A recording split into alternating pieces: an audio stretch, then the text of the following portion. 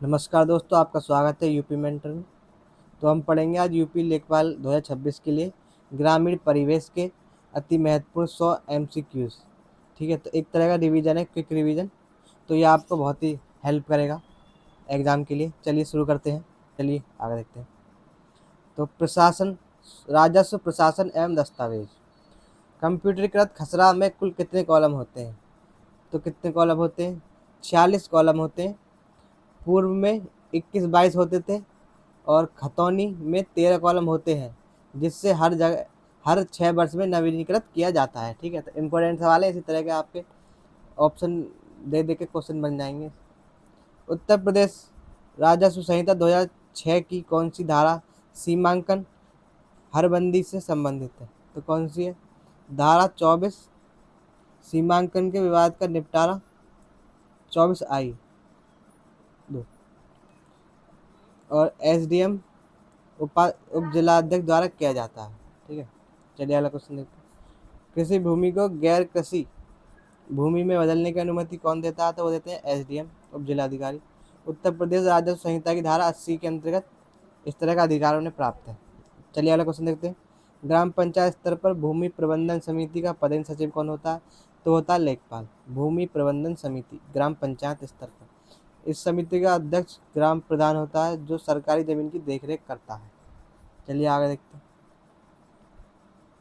तुलनात्मक अध्ययन, जिसे आपको समझ में आसान है। मापन इकाई, लंबाई, कड़ी और उपयोग देखिए। सहजानी जरीब। ठीक है, इसकी लंबाई 165 फीट है और गज की बात करें तो 155 गज। और इसमें कड़ियाँ 200 कड़ियाँ होती हैं। और उपयोग किस में करते हैं? पक्का बीघा मापने में उपयोग होता है।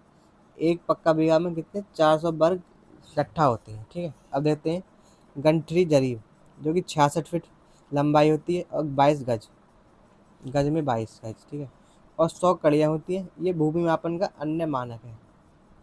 तो ये इम्पोर्टेंट है, भूमि मापन आपसे पूछा जा सकता है ग्रामीण विकास में। तो यहाँ पे देखते हैं, 1 एकड़ में 4840 वर्ग गज होते हैं, जो कि 2.47 हेक्टेयर के बराबर होता है। उत्तर प्रदेश जमींदारी उन्मूलन अधिनियम पारित कब हुआ? 2050 में, और लागू हुआ 1 जुलाई 1952 में। ये भी इम्पोर्टेंट फैक्ट है। चलिए आगे देखते हैं।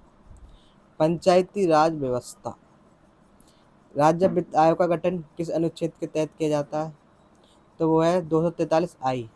पंचायत को वित्त उपलब्ध कराने हेतु राज्यपाल द्वारा इसका गठन किया जाता है, और इसका गठन सबसे पहले हुआ था 1994 में। ठीक है, उत्तर प्रदेश में क्या हुआ था? 1994 में राज्य वित्त आयोग का गठन। और अनुच्छेद है 243I। आई ऐसे याद कर सकते हैं, आई मतलब कि हमारे पास पैसा आया, आई वित्त आई, इस तरह से याद कर सकते हैं। तो 243I में क्या है? राज्य वित्त आयोग है। राज्य निर्वाचन आयोग का प्रावधान किस अनुच्छेद में है? तो राज्य वित्त आयोग है, वो है 243K में।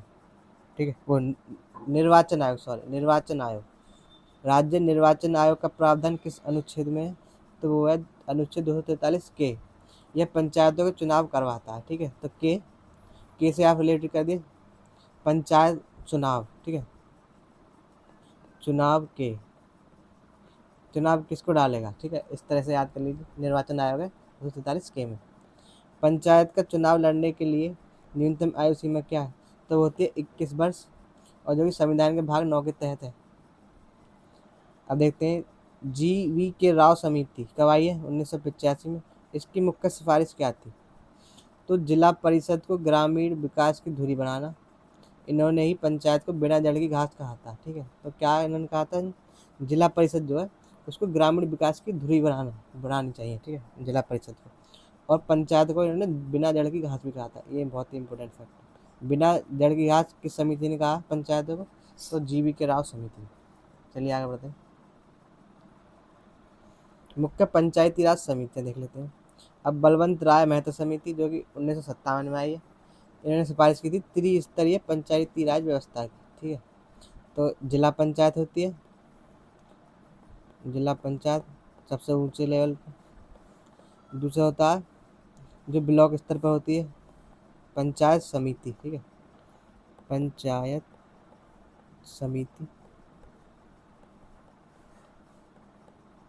और तीसरी होती है ग्राम पंचायत, जो ग्राम स्तर पर होती है।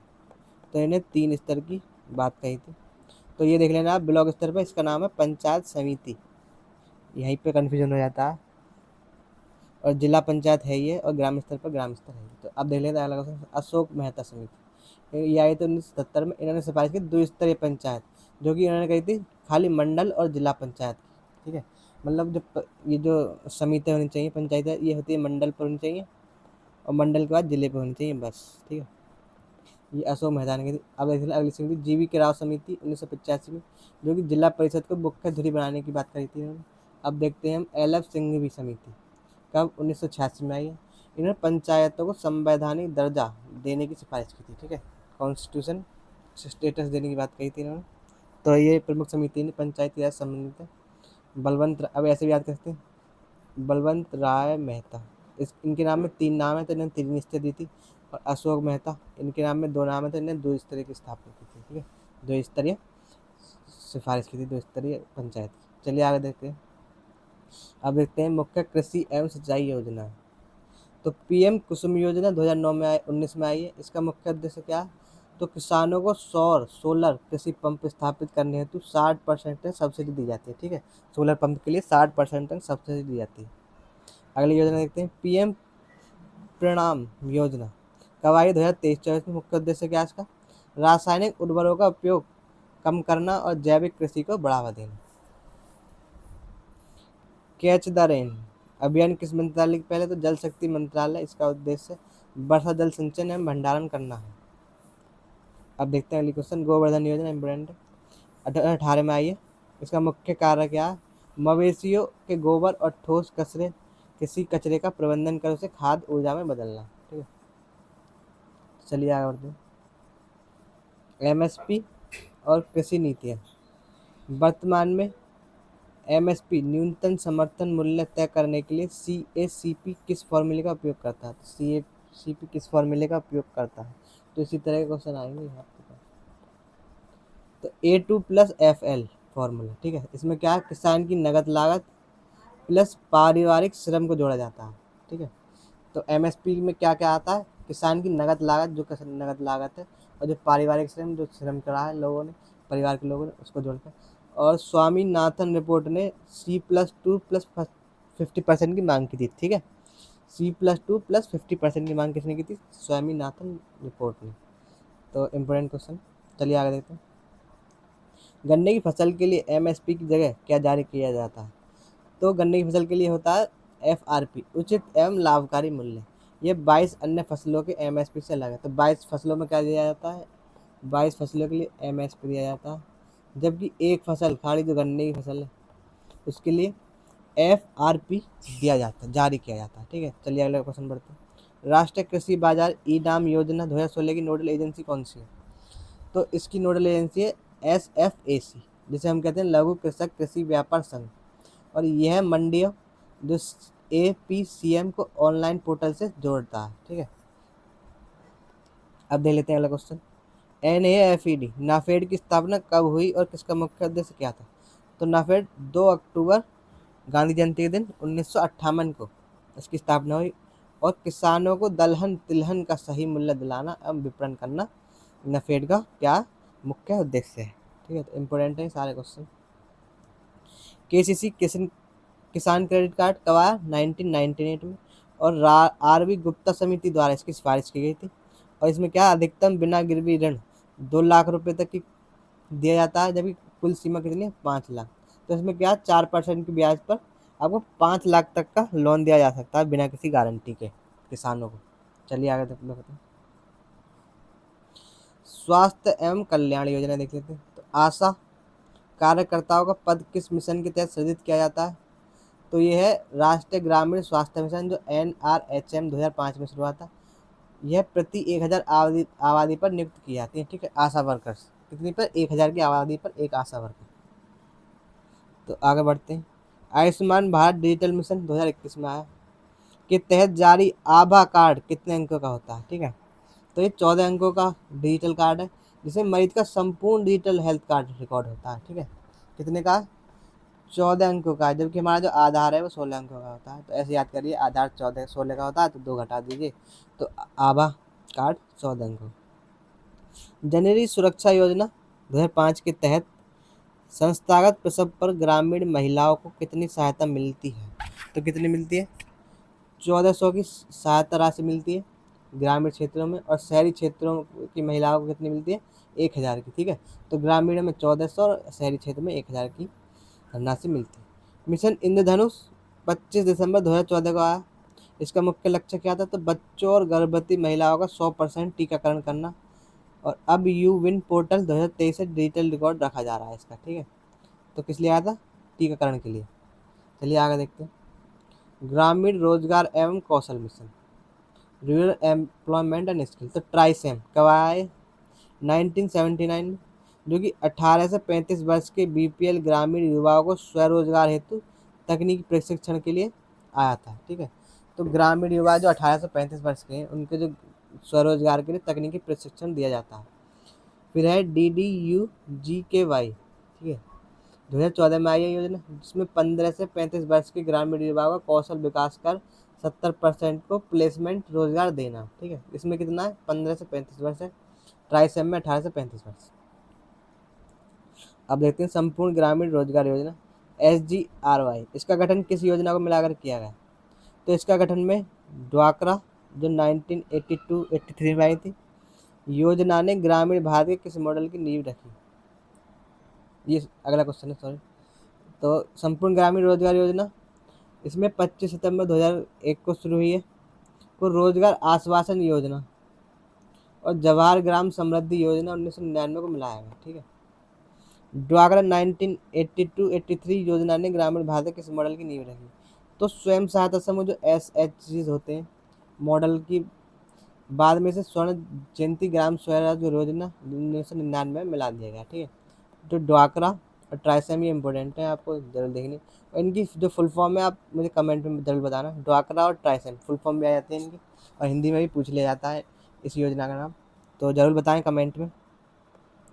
और वीडियो को लाइक जरूर करें, सब्सक्राइब जरूर करें, इसी तरह के वीडियो हमें मोटिवेट करने के लिए, बनाने के लिए। चलिए आगे देखते हैं। आधुनिक रोजगार एवं पेंशन योजना, PM विश्वकर्मा योजना कब आई? 2023 के तहत पारंपरिक कारीगरों को प्रशिक्षण के दौरान कितना प्रशिक्षण मिलता है? तो कितना मिलता है? 500 रुपये प्रतिदिन प्रशिक्षण के पश्चात टूल किट हेतु। ठीक है, और 15,000 की सहायता मिलती है टूल किट के लिए। गरीब कल्याण अभियान 2020 में आया, कहाँ से किसके लिए शुरू किया गया था? ये खगड़िया बिहार से शुरू किया गया था। ठीक है, 6 राज्यों के प्रवासी मजदूरों के लिए 125 दिनों का अभियान है। कितने? 6 राज्य। प्रधानमंत्री श्रम योगी मानधन योजना 2019 के तहत 60 वर्ष के बाद कितनी पेंशन दी जाती है? तो 3,000 रुपये प्रति माह। ये असंगठित क्षेत्र के श्रमिकों को दी जाती है। ठीक है, जो असंगठित क्षेत्र के श्रमिक हैं उनको दी जाती है 3,000 रुपये प्रति माह। अगला क्वेश्चन देखते हैं। राष्ट्रीय सामाजिक सहायता कार्यक्रम संविधान के किस अनुच्छेद के तहत लोक सहायता प्रदान करता है? तो वो है अनुच्छेद 41। इसके तहत वृद्धाप्य पेंशन दी जाती है। ठीक है, वृद्ध अवस्था पेंशन। तो यूपी मेंटर को जरूर सब्सक्राइब करना आपको अगर अच्छी लग रही है वीडियो। ग्रामीण आवास एवं अवसंरचना, PM आवास योजना ग्रामीण कब आई? 2016 में। और ये इंदिरा गांधी आवास योजना जो 1985 में आई है, उसका एक नया रूप है।